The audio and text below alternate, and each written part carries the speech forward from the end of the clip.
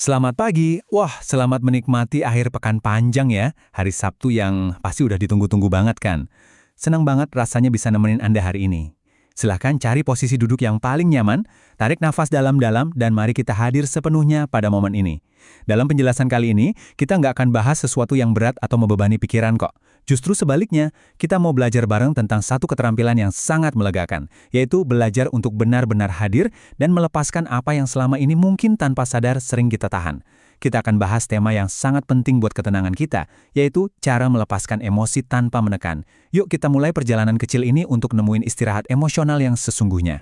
Biasanya nih, kalau libur panjang datang, kita tuh langsung otomatis cari pelarian. Nonton series berjam-jam, rebahan seharian, atau scroll HP terus-terusan tanpa henti.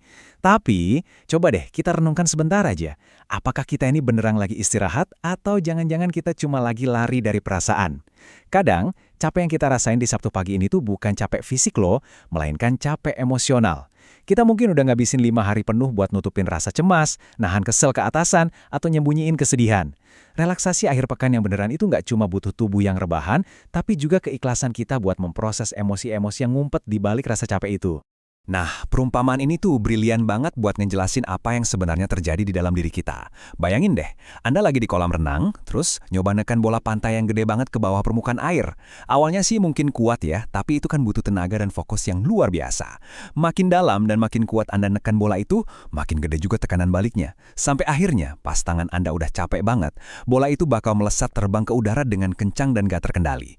Nah, dalam psikologi, emosi yang kita pendam itu kerjanya persis kayak bola pantai tadi. Mereka tuh nggak hilang, mereka cuma nunggu momen pas kita lagi capek untuk meledak ke permukaan. Kita masuk ke bagian pertama, bahaya budaya mendem perasaan. Kenapa sih kita terbiasa menekan emosi? Apalagi di Indonesia, kita kan akrab banget ya sama yang namanya budaya sungkan demi menjaga kerukunan. Tapi ternyata kebiasaan ini bisa jadi beban yang lumayan berat buat fisik kita. Buat ngerti kenapa mendam perasaan itu bikin lelah banget, kita perlu ngintip sedikit ke dalam otak kita. Tepatnya, di bagian kecil yang disebut amigdala. Gampangnya gini, amigdala ini tuh pusat pemrosesan ancaman, atau ibaratnya alarm internal tubuh kita. Pas kita lagi merasa terancam, marah, atau sedih, alarm ini bakal bunyi nyaring. Logika kita mungkin bilang, udahlah cuekin aja, pura-pura senyum aja, berharap alarmnya bakal mati. Tapi penelitian neuroscience justru nunjukin kalau nyembunyian emosi itu gagal bikin amigdala tenang. Alarm tubuh Anda terus berdering. Di dalam diam. Bayangin, tubuh Anda terus dalam mode siaga penuh. Nggak heran kan kalau energi kita pelan-pelan terkuras habis tanpa disadari. Sekarang, coba kita bandingin langsung efek dari penekanan emosi sama penerimaan emosi. Waktu kita nekan perasaan, tubuh tuh merespon seolah-olah kita lagi ngadepin bahaya fisik beneran di depan mata. Tekanan darah naik, otot-otot pada tegang, dan amigdala tetap aktif. Ini yang namanya stres kronis. Nah, sebaliknya, coba lihat sisi penerimaan emosi. Waktu kita cuma duduk diam, ngebiarin emosi itu mampir tanpa berusaha ngubah apa-apa, ajaibnya detak jantung kita mulai turun loh, dan sistem saraf perlahan jadi tenang. Menerima itu bukan berarti kita lemah ya. Secara biologis, nerima perasaan justru cara paling efektif buat nyembuhin dan nenangin tubuh. Nah, lalu gimana dong caranya? Kita masuk ke bagian kedua, name, feel, release. 3 langkah nerima emosi. Ini nih inti dari langkah praktis yang didukung sains buat mengelola perasaan Anda. Ini dia peta jalan kita buat memulihkan diri. Simpel banget kok. Pertama, kita beri nama pada apa yang kita rasain. Kedua, kita rasakan sensasi fisiknya di dalam tubuh kita. Dan ketiga, kita lepaskan dengan cara yang aman dan perlahan. Poin pentingnya di sini adalah emosi itu emang ada buat dialami, bukan buat dihindari kayak ngadepin musuh. Yuk kita bedah langkah-langkah ini satu persatu, biar Anda bisa langsung cobain hari ini juga. Langkah pertama, beri nama. Ada pakar neuropsikiatri terkenal, namanya Dr. Daniel Siegel, yang mempopulerkan kalimat keren banget nih, name it to tame it.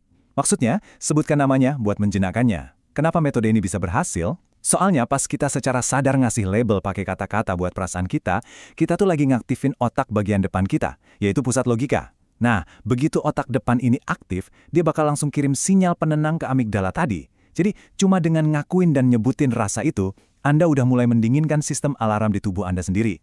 Tapi ada kuncinya nih, Anda harus spesifik.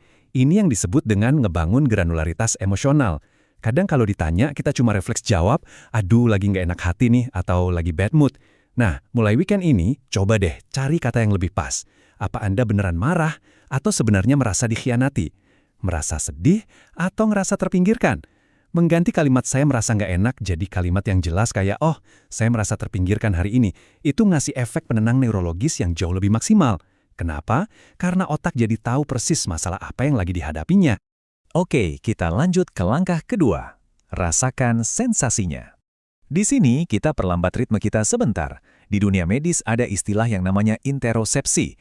Gampangnya ini tuh kemampuan kita buat ngerasain sensasi fisik dari dalam tubuh kita sendiri. Kalau kita lagi kena emosi negatif, pikiran kita kan sering banget lari kemana-mana ya, mikirin skenario terburuk atau muter ulang kejadian masa lalu. Nah, langkah kedua ini ngajak Anda buat berhenti mikir yang berat-berat dulu dan dengan sangat lembut, pindahin fokus dari pikiran yang berisik tadi ke sensasi fisik di tubuh. Ini cara yang ampuh banget buat memproses energi stres yang membeku di dalam diri. Coba deh, kita praktek bareng-bareng sekarang. Sambil dengerin penjelasan ini, tarik napas pelan, lalu tanyain ke diri sendiri, di mana ya emosi ini bersarang di tubuh saya sekarang? Coba scan tubuh Anda sebentar. Apa rahang Anda lagi terkatup rapat banget? Apa bahu Anda kerasa kaku dan tegang? Atau mungkin ada rasa berat yang nganjal di dada? Gak usah dihakimi rasanya, biarin aja, rasakan saja.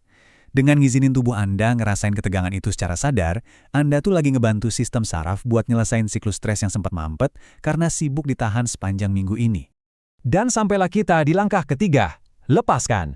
Nah, ini penting banget buat dilurusin kesalahpahamannya. Melepaskan emosi itu beda loh sama bersikap destruktif. Pelepasan ini sama sekali bukan tentang kita bebas marah-marah ke keluarga di rumah atau sembarangan ngomel di media sosial. Pelepasan yang sehat itu tentang ngalirin energi yang nyangkut tadi keluar dari tubuh dengan cara yang aman dan konstruktif, tanpa nyakitin diri sendiri atau orang lain. Nah, yang bikin menarik dari angka 15 menit ini adalah, ini merujuk ke metode luar biasa dari Dr. James Pennebaker yang namanya expressive writing atau menulis ekspresif. Kalau Anda ngerasa sumpak dan overwhelmed banget weekend ini, coba deh ambil kertas sama pulpen, terus tulis aja semua pikiran dan perasaan terdalam Anda selama 15 menit doang. Nggak usah mikirin tata bahasa yang bener, nggak usah disensor-sensor. Tumpahin aja apapun yang ada di hati Anda. Sains sudah ngebuktiin loh kalau tindakan sesimpel ini bisa ngubah emosi yang semrawut jadi sebuah cerita yang jelas, yang ujung-ujungnya bakal nurunin tekanan darah dan ningkatin kesehatan mental Anda. Sekarang kita masuk ke bagian ketiga, praktik ringan sehari-hari sebagai investasi kesehatan mental Anda. Gimana kalau kita ubah temuan laboratorium tadi jadi sesuatu yang gampang banget dipraktekkan hari ini juga? Ini ada satu panduan praktis yang direkomendasiin langsung sama Kementerian Kesehatan kita. Namanya Emotional Healing Therapy. Gampang banget dipraktikkan. Langkah pertama, duduk hening dan atur napas. Langkah kedua, ingat-ingat satu masalah atau memori spesifik yang ngeganggu. Langkah ketiga, akui perasaannya dengan jelas. Misalnya ngomong ke diri sendiri, iya, saya marah banget karena hal ini. Dan langkah keempat, izinkan tubuh Anda bereaksi. Kalau tubuh rasanya pengen nangis, ya nangis saja sampai lega. Kalau butuh teriak, ambil bantal terus teriak deh sekencang-kencangnya. Nggak usah merasa aneh, lepasin aja energi fisik itu tanpa perlu ngehakimi diri sendiri. Menjelang akhir dari penjelasan kita kali ini, saya mau ninggalin satu pesan yang semoga bisa menghangatkan hati Anda. Emosi adalah kompas, bukan musuh. Perasaan cemas, marah, sedih, kecewa, semua itu datang bukan buat ngerusak hari libur Anda kok. Mereka cuma pesan dari tubuh kita yang peduli sama kita, ngasih tahu batasan kenyamanan kita, apa yang perlu diperbaiki, dan luka mana yang butuh dirawat.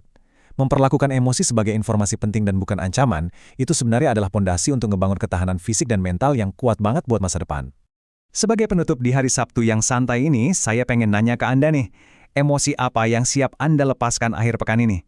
Ingat ya, ngelepasin beban perasaan itu bukan tanda kalau kita lemah, tapi justru bentuk paling nyata dari mencintai diri sendiri. Ambil waktu sejenak, kenali perasaan Anda dengan lembut, dan izinkan diri Anda bernapas jauh lebih lega. Terus belajar buat hadir, mengamati, dan melepaskan. Yuk, bangkit dan sambut sisa akhir pekan panjang ini dengan pikiran yang lebih jernih, energi baru, dan senyum yang paling tulus. Selamat beristirahat ya, dan sampai jumpa di penjelasan selanjutnya.